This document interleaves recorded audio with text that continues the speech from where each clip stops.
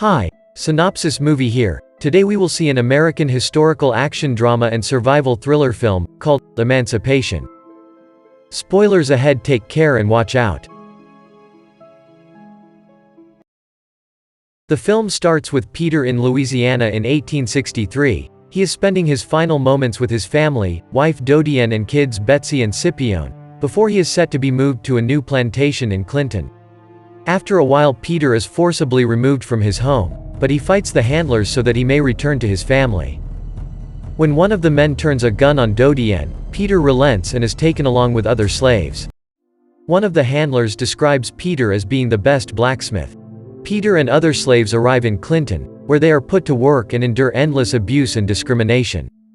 In the evening, while Peter works with his friend, they are watching one slave who had previously tried to run, named John, is branded on his cheek. At night, Peter talks about his faith and trust in God, and telling to his friends that the God will help them get out from the slavery. Peter overhears that Lincoln's army is in Baton Rouge, and that many slaves are running in that direction for freedom. He devises a plan to cross through the swamps to escape. When being forced to bury dead slaves in a ditch, Peter waits for explosions to go off so he may attack and kill the handlers. He and several slaves begin running toward the swamp, chased by a group led by Fassel. And while the slaves pass through the swamp, one of the slaves afraid to follow them, but he is attacked by the handlers' hounds. Fassel tells Tomas he can go free if he tells the men where the other slaves are headed. When he says Baton Rouge, Fassel lets him wander far enough into the swamp before he shoots Tomas and lets the crocodile have what's left of him. Peter splits up with the other slaves and begins to make his own way to freedom, while Fassel and his men continue their pursuit. Peter is spotted by a slave owner's child daughter and has men chase him before he retreats to the swamp. And Fassel still chasing him. In a moment, Fassel and his men are near to Peter, but they don't find him.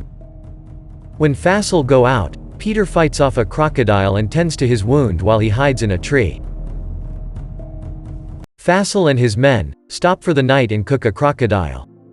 Fassel recounts a story about his childhood where a female slave would take care of him and was friendly toward him. When Fassel asked his father to invite her to dinner, his father replied that giving slaves anything would lead to them taking what the men believed they were entitled to. After Fassel told his father that he had been sneaking food to the woman, his father stabbed her and left her in the fields to die over 3 days.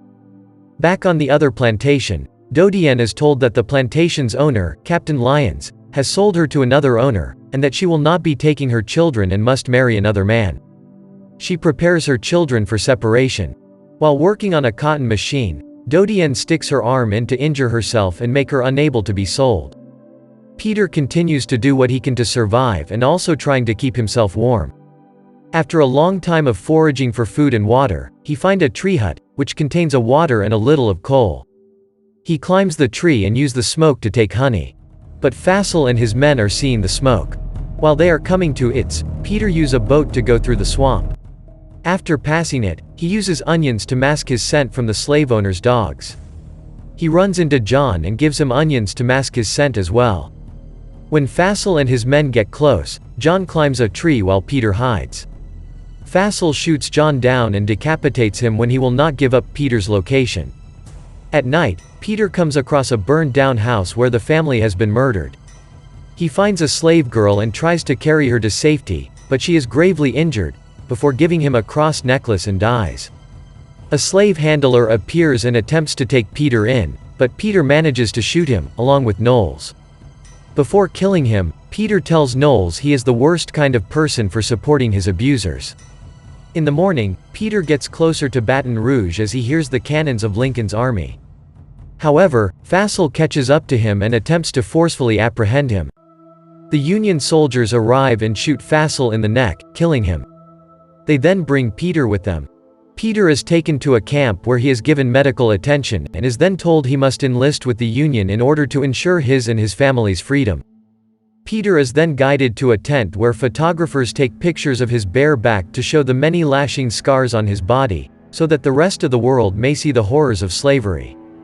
Peter becomes a soldier and walks with Captain Andrew Caillou to meet with General Dwight.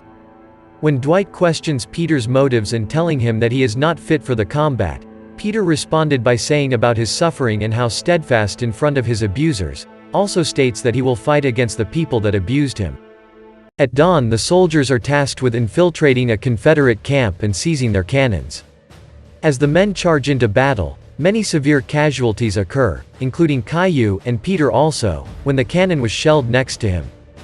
Peter leads a charge where the Union soldiers overwhelm the Confederate soldiers, overtaking the camp.